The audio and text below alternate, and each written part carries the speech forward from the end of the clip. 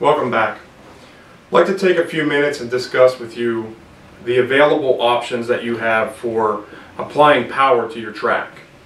But before we get there, I want to talk about the two things that are required to run your locomotives with command control.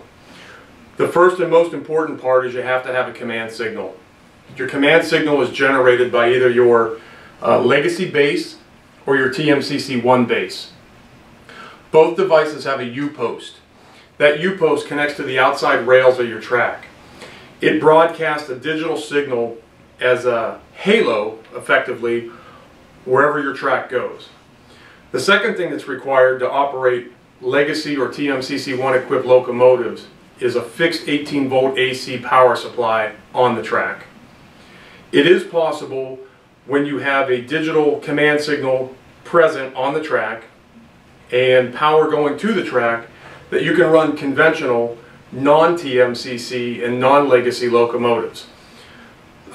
We really only have 3 devices in our product line that allow you to do that, and we'll cover them here shortly.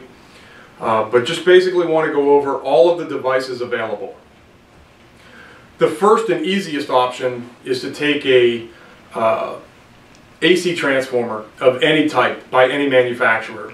You can use an MTH Z4000, MRC transformer, a post-war Lionel ZW, Lionel KW, anything that generates AC power. And all you simply do is take your transformer and connect it to the track. The downside of using post-war transformers is that when you have those post-war transformers connected directly to the track and no circuit protection between them, should you have a short circuit on the track, a lot of times those older circuit breakers will require that short to persist for a long period before the circuit breaker opens. So potentially you can cause damage to the electronics inside your locomotives. So what we recommend is a device such as the Powerhouse Lock-On to go between your post-war transformer, or anyone's transformer for that matter, and the track. To do that, you would use something such as a power adapter cable. These are available from Lionel under product number 6-12893. And all this effectively is a cable that has the Molex connector on the end with an inline fuse in line with it. This Molex connector would plug into the Powerhouse Lock-On, and the other 2 wires would connect to the back of your AC transformer. Effectively, by putting this in the equation, what you're doing is you're protecting the electronics inside the train. This way, if you have a derailment or a short circuit on the track, the fast-acting circuit breaker in the Powerhouse Lock-On will open long before the circuit breaker inside your AC transformer will kick off, thus preventing any damage from occurring inside the locomotive itself. Along those same lines, we have devices such as the 135-watt Powerhouse from Lionel. The 135-watt Powerhouse is capable of putting 18 volts AC on the track with a 7.5 amp circuit breaker. The other device we have is a 180-watt Powerhouse, which is capable of producing 10 amps of power, 18 volts constant. These 2 devices can be used in conjunction with the Powerhouse Lock-On. There are actually 3 Powerhouse Lock-Ons available, so you want to check which one you have if you currently have one. We have the 6-22914, which is only compatible with the 135-watt Powerhouse. It has an internal 7.5 amp breaker inside. The other 2 product numbers are the 14178 and the 34120. Those 2 powerhouses have a selector switch inside that allow you to choose between 135 watt and 180 watt. The Powerhouse Lock-On also features 2 LEDs on the sides.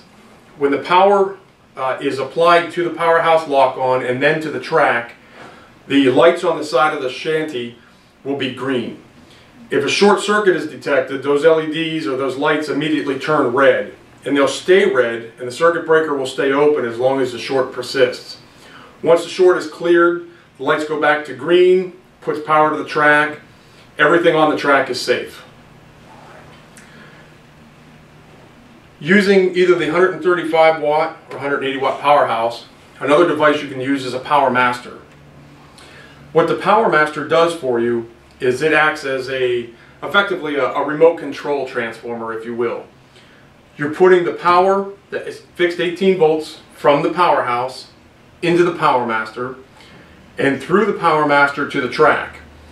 When the Power Master is in the equation, you have the ability to either increase and decrease the voltage to the track with the red thumb wheel on either the cab 2 or cab 1 remote.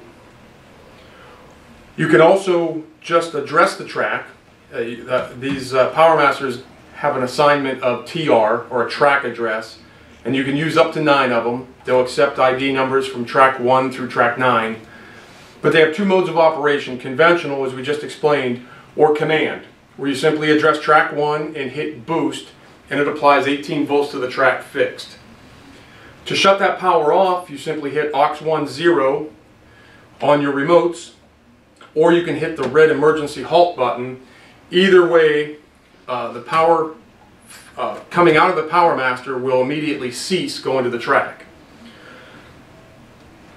There are 2 Power Masters available in the marketplace, and you need to be careful which one you have. One has no selector switch on the side next to the Molex connector. So these models without the switch are only compatible with the 135 watt powerhouses. They're also compatible with any post-war transformer. If you want the ability to control the track power up and down, or be able to turn that track power on and off from the remote, you're going to want to use something like a Power Master between your post-war or AC transformer into the Power Master, and then the Power Master to the track. And to do that, you simply use a 12893 power adapter cable, which has the Molex connector on the end, as we explained earlier, plugs into the Power Master, and these 2 ends go to your AC transformer. Then you simply take your AC transformer, open the throttles wide open, and your track voltage is controlled through the Power Master. The other variation of the Power Master we have out there has a selector switch on the front. Allows you to choose between 135 watt or 180 watt. With this version of Power Master, you're able to use either the 135 watt powerhouse or the 180 watt powerhouse. So 7.5 amps versus 10 amps. As long as your Power Master has a selector switch on the front, you can use either version. You can also use a conventional AC transformer in conjunction with the power adapter cable to apply power to your Power Master, and then use your remotes to control that track power through the Power Master remotely. If you're only using TMCC1 on your railroad, you can use either Power Master, and that's all you need. 1 Power Master per loop of track. If you're using Legacy, in addition to the Power Master, you'll need a device called a Power Master Bridge. And basically all this bridge does for you is it converts frequencies. The Power Masters receive their signal at 26.75 megahertz, which is a direct signal from the cab 1 directly to the Power Masters. The Legacy system broadcasts its signals to the base at 2.4 gigahertz. So because this is broadcasting here at 2.4 and this receives at 26.75, these 2 devices don't talk to one another. So by using the Power Master Bridge, what we're effectively doing is sending a signal to the base from the cab 2 at 2.4 gig. It's coming out of the computer port, going into the bridge, and then the bridge in turn sends a signal to the Power Masters at 26.75 megahertz.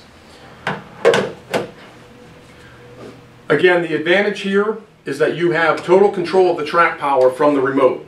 You can use the halt button, you can use aux 10 to shut track power off, you can use the red thumb wheel or the boost button to turn track power on.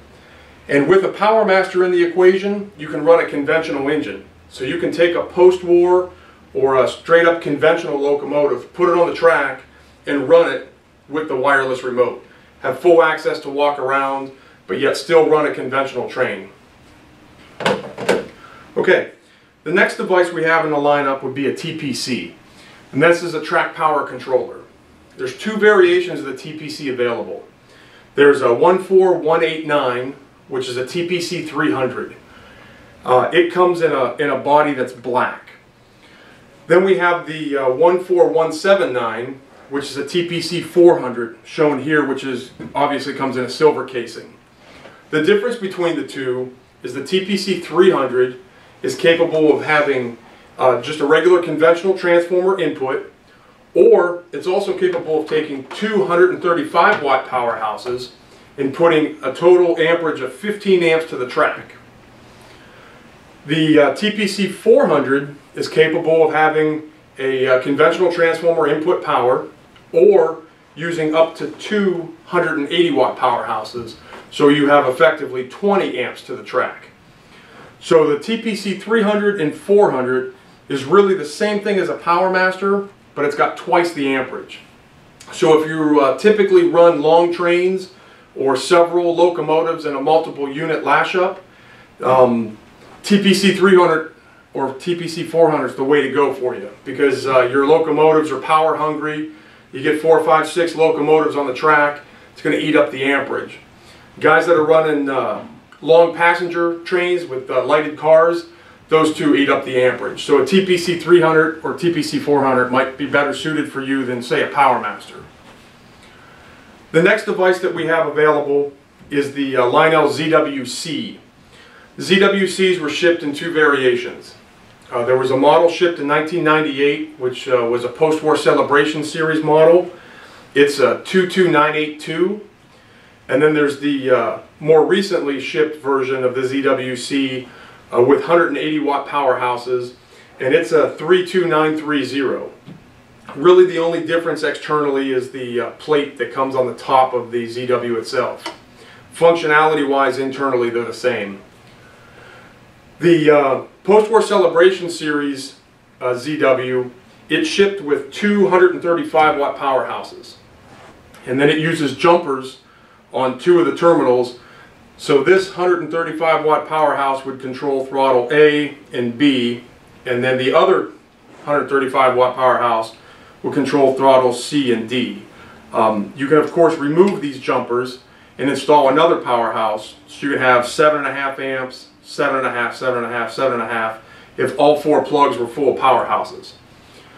It is possible to take that post-war version or variation and use the 180 watt powerhouses.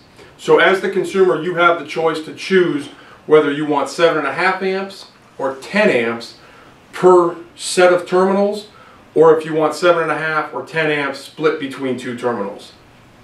You are able to run all four terminals to control 4 different loops of track. The ZWC, much like the TPC and the PowerMaster, have the ability to receive the signal from the command system. The ZW actually takes its signal directly from the 455 kilohertz, which is the command signal that's broadcast through the outside rails. And you can program your ZWC to be track 1, track 2, track 3, and track 4, or 5, 6, 7, and 8. There's an internal jumper in these ZWs that allows you to control all 4 throttle outputs under one track ID number.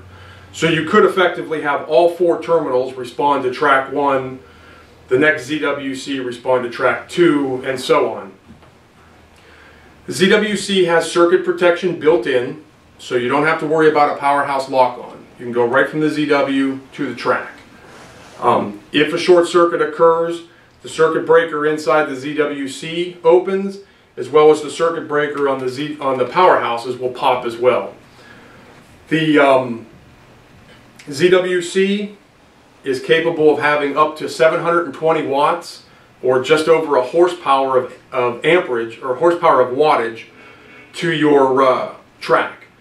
And again, you can have 4 separate outputs, all rated at either 7.5 or 10 amps.